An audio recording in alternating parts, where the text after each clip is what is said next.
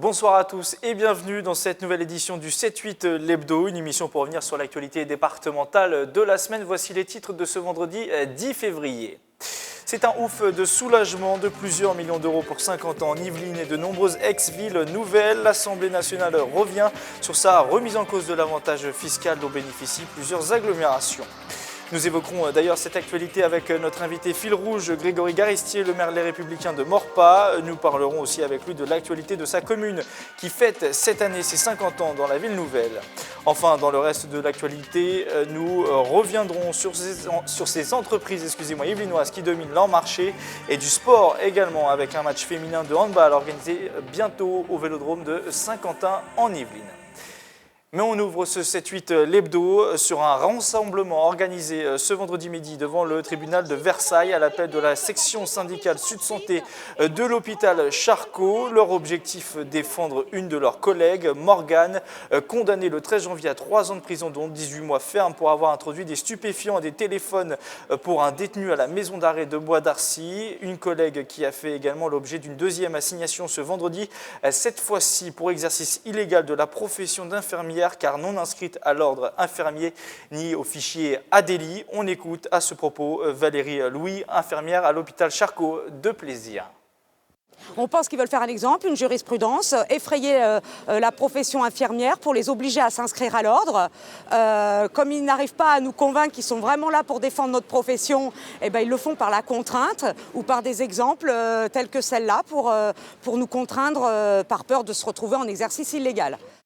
Dans l'actualité locale aussi, je vous le disais en titre, cette première victoire pour 50 ans en Yvelines et plusieurs ex-villes nouvelles parisiennes. L'Assemblée nationale est revenue jeudi soir sur la fin de l'avantage fiscal dont bénéficient de nombreux territoires depuis des années du fait de leur passé justement de villes nouvelles. Un avantage fiscal qui permet par exemple à 50 ans en Yvelines d'économiser jusqu'à 13 millions d'euros par an. Cette décision doit maintenant être entérinée par le Sénat. Grégory Garistier, bonsoir. Bonsoir. Vous êtes le maire Les Républicains de Maurepas et vous vous étiez d'ailleurs montré très inquiet la semaine dernière en conférence de presse à propos de cette remise en cause de l'avantage fiscal. Est-ce que vous êtes soulagé ce vendredi 10 février ? Complètement, oui, c'est une première victoire puisque ça a été voté hier à l'Assemblée nationale.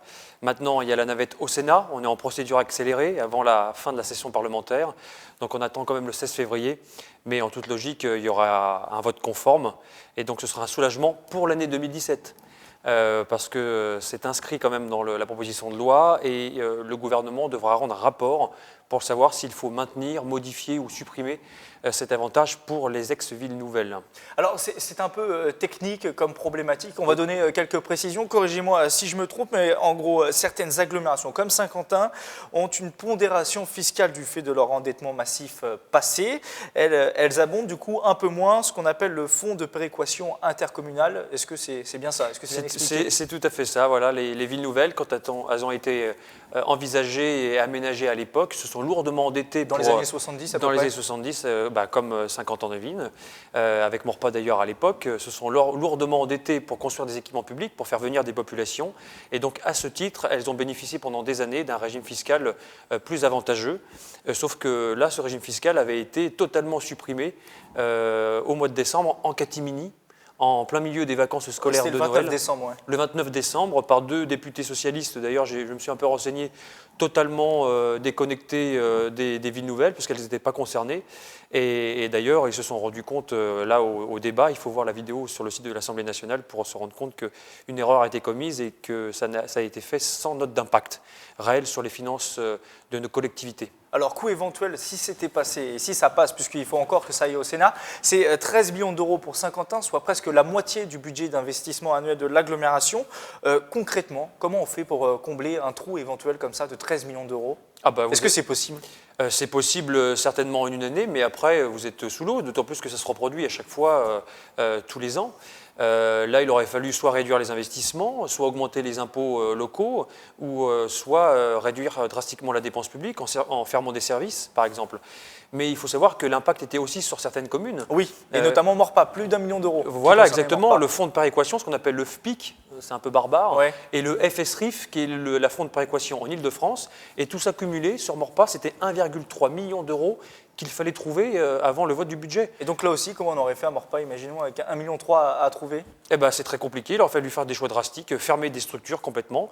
Comme je l'ai dit, 1,3 million, c'est 2 crèches collectives par exemple, ou augmenter les impôts locaux. Mais heureusement, on s'est battu et on n'en arrivera pas là, heureusement, parce que ça aurait été dramatique pour nos populations. Du coup, désormais, c'est le Sénat qui a la problématique entre ses mains. Est-ce que vous faites marcher les réseaux, et notamment auprès de Gérard Larcher, président du Sénat, élu du territoire des Yvelines?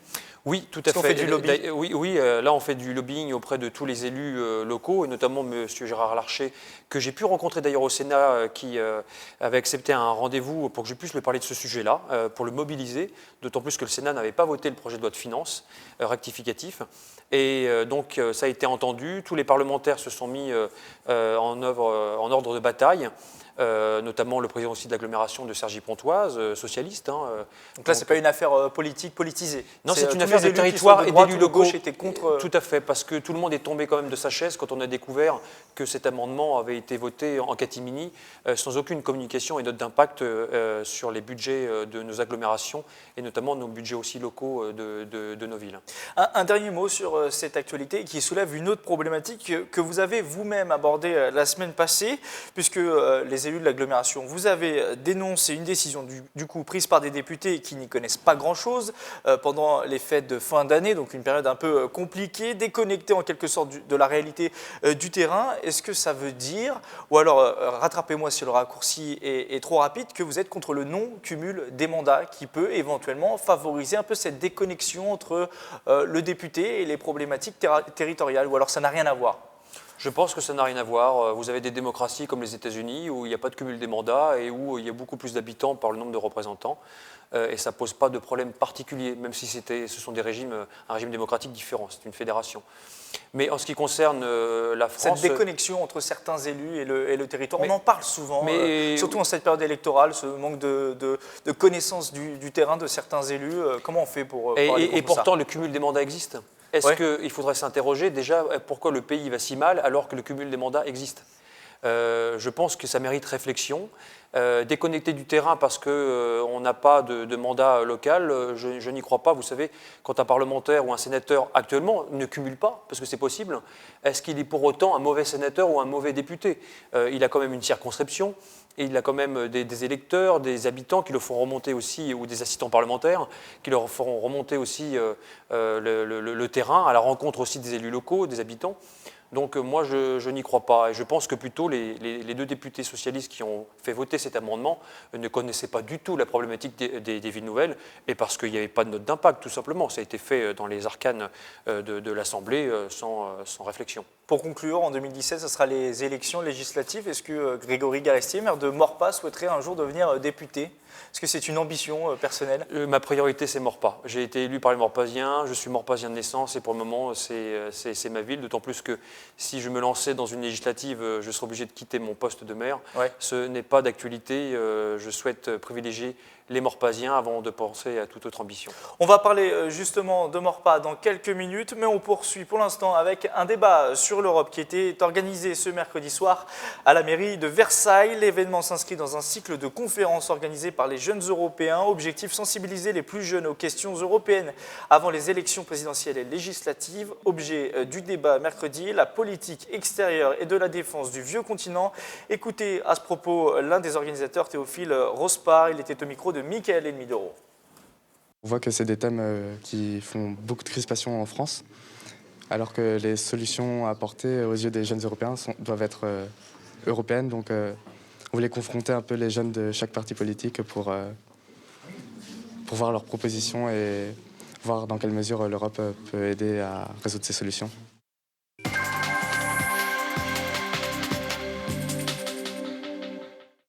Et l'actualité de cette semaine a été notamment marquée sur TV Fil 78 par les travaux à la mairie de Maurepas. Débutés en novembre dernier, ils visent à faciliter l'accueil des habitants et les conditions de travail des agents. Un chantier nécessaire puisque le bâtiment n'a pas été réhabilité depuis 25 ans. Au printemps prochain, les Maurepasiens découvriront donc un espace complètement revu et modernisé. Reportage de Camille Lambert et Anne-Laure Langui. Voici le rez-de-chaussée de la mairie de Maurepas aujourd'hui et voici à quoi il ressemblera en juin prochain. Un espace lumineux et optimisé pour guider les visiteurs dans leur démarche. Cette rénovation, qui doit faire passer le bâtiment à l'ère numérique, répond à plusieurs objectifs.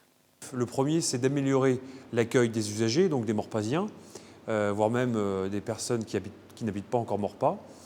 C'est également d'améliorer les conditions de travail des agents de la collectivité. Les travaux coûtent 900 000 €. Ils sont financés par la mairie qui recevra une subvention de 180 000 € du département. La future organisation comprendra un guichet unique et 2 autres niveaux d'accueil où seront répartis les visiteurs afin d'éviter les encombrements. Faire des travaux au sein même du rez-de-chaussée va permettre d'avoir 3 types d'accueil différents. Un accueil où on pourra directement informer les Morepasiens sur l'actualité de la ville. Vous avez après un deuxième accueil où il y a plus de confidentialité pour traiter un certain nombre de sujets, notamment sur l'état civil. Et vous avez un troisième niveau d'accueil, là il y a un niveau de confidentialité plus important. Ce bâtiment, érigé dans les années 70, avait conservé la même structure depuis plus de 25 ans. C'est dire s'il était temps de lui donner un nouveau souffle. Il est prévu, comme je l'ai dit dans le cadre des travaux, une isolation pour permettre aussi aux agents de travailler dans de meilleures conditions, parce qu'avant il y avait des courants d'air, on avait même des puces dans les moquettes, on avait même du mobilier qui avait l'âge de la précédente rénovation d'hôtel de ville. Cette rénovation s'inscrit dans une modernisation plus large des services publics. Un site internet baptisé Espace Citoyen est ouvert depuis septembre dernier. On peut y réaliser certaines démarches sans avoir à passer par la mairie.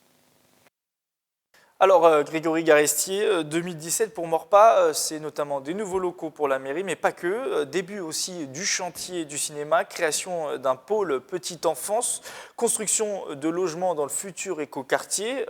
Autant dire que l'agenda est bien rempli. J'ai envie de vous poser la question, est-ce que les caisses le sont aussi ? Est-ce que vous avez les moyens de faire tous ces investissements? On entend souvent les élus locaux dire voilà, les moyens baissent de la part de l'État, on a du mal à investir. On a l'impression que finalement Maurepas n'est pas concerné quand on voit tous ces projets. Mais en fait, ce qui se passe, c'est que les collectivités, et notamment Maurepas, n'ont pas un problème, j'allais dire, d'investissement. On a surtout un problème de fonctionnement. C'est-à-dire du fait de la baisse des dotations d'État, du fonds de péréquation, des réformes, des indices des fonctionnaires, etc., on vous réduit de manière brutale, d'année en année, votre budget de fonctionnement, vos recettes de fonctionnement. Alors l'investissement est aussi un peu lié, mais beaucoup moins. On a un faible taux d'emprunt à Maurepas, donc on peut quand même investir. Et puis c'est surtout qu'on a des recettes d'investissement grâce à la vente de terrain, par exemple, qui nous permet aussi de financer des projets municipaux. Est-ce que ça veut dire qu'il faut réorganiser le fonctionnement, par exemple, d'une mairie? Ça veut dire se séparer éventuellement de certains agents, diminuer peut-être les services aussi pour trouver des nouveaux moyens, des nouvelles finances? Nous avons une prospective en ressources humaines, nous avons une prospective financière. Évidemment, il faut se poser des questions de mutualisation, de réduction des coûts, de savoir est-ce que l'on garde telle ou telle activité du fait de notre entrée aussi dans 50 ans en Yvelines pour éviter des doublons. Parce que pendant longtemps aussi, les intercommunalités ont fait des doublons avec ce qui se faisait dans les communes. Donc l'idée aussi, c'est maintenant de fusionner totalement ces services, de réfléchir également à la productivité aussi en termes de services publics et l'efficience avec l'e-administration par exemple, et on peut faire aussi des économies à travers tous ces nouveaux services qui sont mis en place grâce au numérique. Pas de hausse d'impôts en tout cas, puisqu'on va voter le budget 2017 bientôt. Ce n'est pas d'actualité pour le moment. Ce n'est pas d'actualité pour le moment, c'était une promesse évidemment depuis la campagne électorale, dans un contexte financier que je n'avais pas anticipé à l'époque, parce qu'avec tout ce qui nous tombe sur la tête, rien que là pour boucler le budget 2017... même avec un changement politique à la tête de l'État. Alors, c'est pour ça que je m'associe aussi dans la démarche de François Barouin, qui est le président de l'Association des maires de France, qui a publié 15 engagements en direction du candidat à la présidentielle François Fillon aussi, pour justement garantir cet équilibre financier pour les collectivités. Je rappelle qu'on demande depuis 2014 11 milliards d'euros d'économies sur les collectivités, alors que dans le projet de loi de finances 2017, les ministères, leur crédit augmente de 10 milliards. Donc en une année est détruit les efforts sur 3 ans demandés aux collectivités. Donc je pense qu'il y a des responsabilités quelque part et surtout du clientélisme électoral. Puisqu'on parle finance et budget, évoquons à Maurepas la deuxième édition du budget participatif, une enveloppe de 150 000 € où ce sont du coup les habitants, les Maurepasiens qui décident comment sont utilisés les fonds, dans quel projet. C'est une nouvelle façon d'exercer le pouvoir, une nouvelle façon de voir la démocratie locale, vous en tant que jeune maire que vous souhaitez impulser. Oui, ça rentre dans le cadre global de notre politique en termes de démocratie locale, en direct avec le maire, le Facebook Live, les réunions de quartier, demander l'avis aux Morpasiens sur des thématiques, consultation populaire par exemple sur l'intercommunalité. Et là, le budget participatif, c'était une première dans les Yvelines. Et on a renouvelé cet exercice qui avait très bien fonctionné. D'ailleurs, le skatepark, les travaux du skatepark commencent dans quelques jours. Donc c'était le projet qui avait reçu le plus de voix Absolument. en 2016. Voilà, et la rénovation aussi d'une aire de jeu. Et là, on relance l'opération. Donc les Morpasiens peuvent déposer leur projet. Ensuite, il y aura une sélection par les services techniques, une faisabilité financière pour que ça rentre dans l'enveloppe de 150 000 €. Et ensuite, il y aura un vote des Morpasiens. C'est un moyen de réintéresser aussi les gens à la politique, à la vie locale. On parlait tout à l'heure du lien entre, par exemple, les députés et le terrain.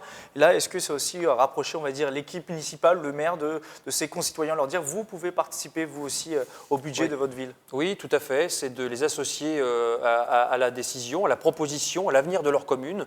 Et il est vrai que quand des Morpasiens déposent des projets, l'équipe municipale n'a pas forcément pensé à développer ces projets. Ça associe les habitants.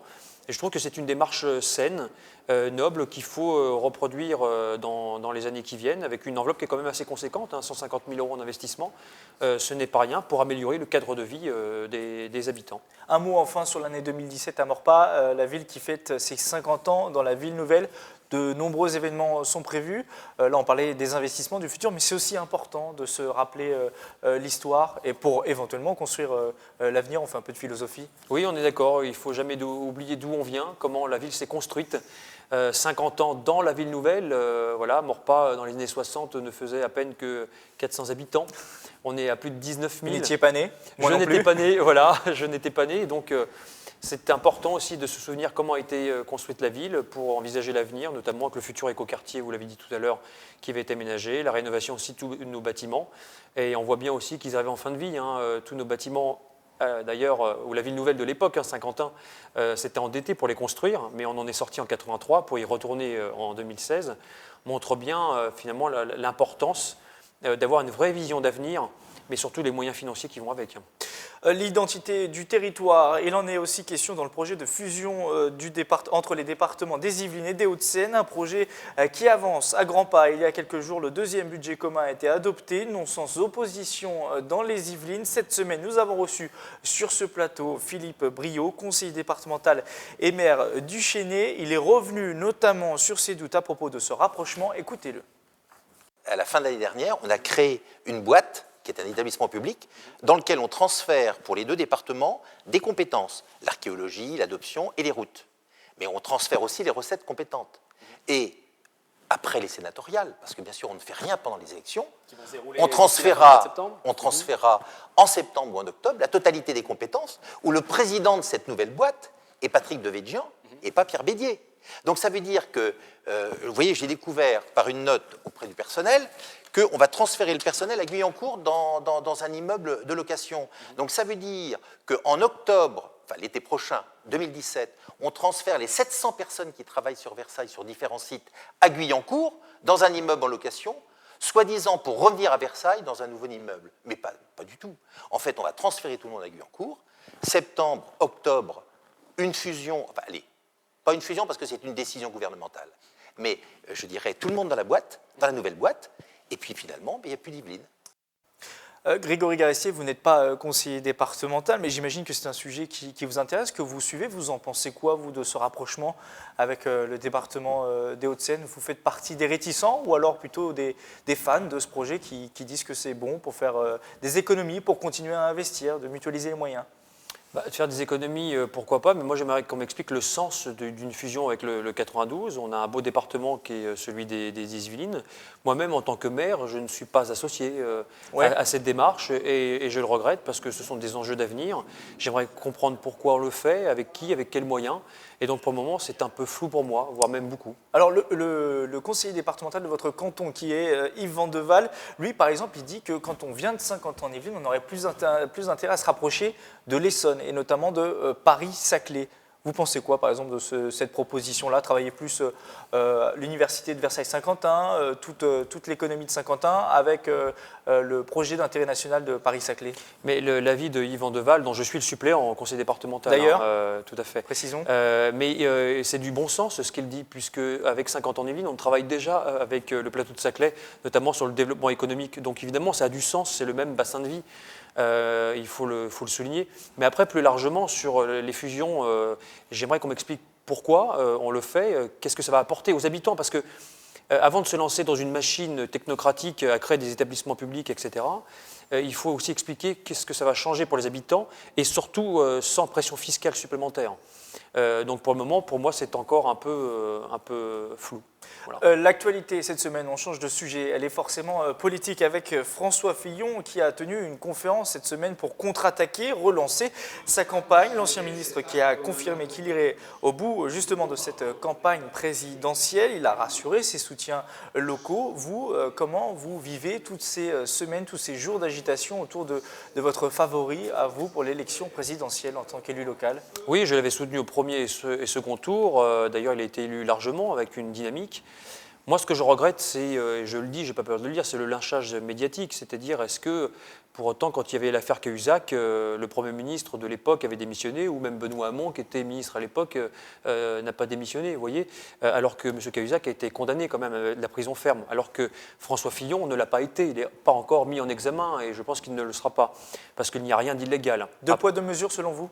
Il y a deux poids, deux mesures, tout à fait. Je pense qu'il est temps qu'on en sorte. Il ne faut pas qu'on vole l'élection présidentielle aux Français. Et moi, j'ai hâte qu'on parle des projets. Vous pensez concrètement aujourd'hui que François Fillon peut encore devenir président de la République? Vous le croyez, vous? Oui, bien sûr. Alors après, il y a toujours des choses à redire sur la morale, puisque c'est là où on nous emmène. Mais il y a des choses à corriger, bien sûr. Moi, en tant que jeune maire, je suis en tout cas très vigilant sur tous ces aspects, sur l'éthique, sur la moralité des choses. Mais c'est un système qui existe depuis longtemps à l'Assemblée nationale comme au Sénat, et tout le monde en a bénéficié, droite comme gauche. Donc au bout d'un moment, je pense qu'il faut aussi être sincère avec les uns et les autres, et surtout maintenant avancer et aller projet contre projet, c'est ce qui intéresse les Français.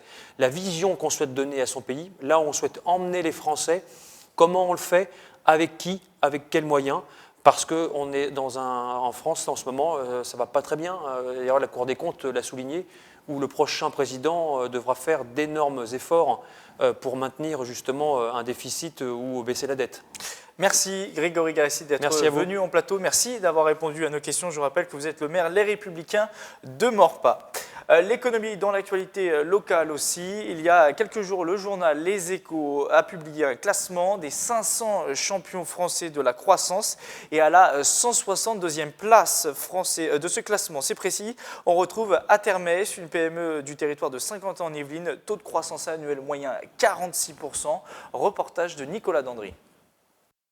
Une championne de la croissance à Montigny-le-Bretonneux. La PME Atermès affiche un taux moyen de 46,2% par an.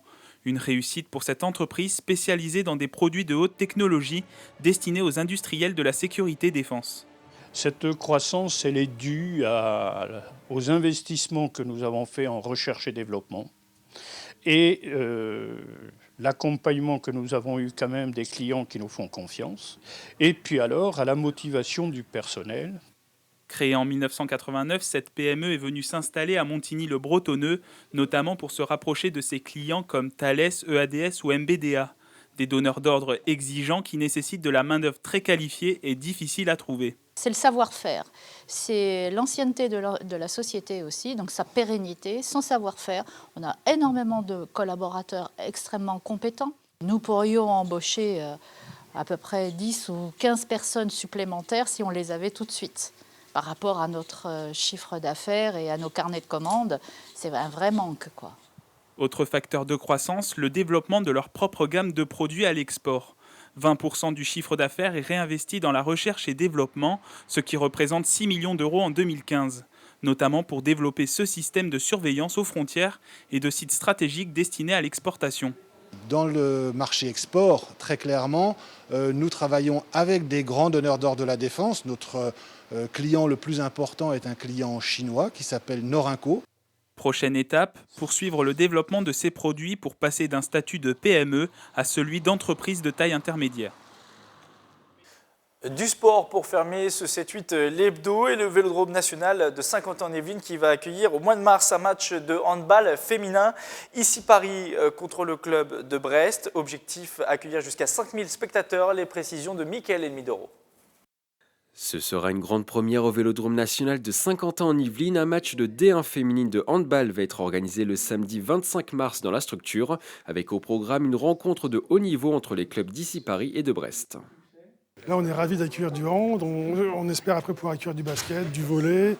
Et voilà, l'idée, c'est vraiment d'inscrire cette salle, qui est une salle de 6500 personnes, en capacité maximale, en fait, et de pouvoir l'optimiser et de l'utiliser comme une vraie salle de sport et spectacle. J'ai encore un peu de mal à me projeter, parce que c'est un peu grand et c'est un peu lointain par rapport aux places des spectateurs.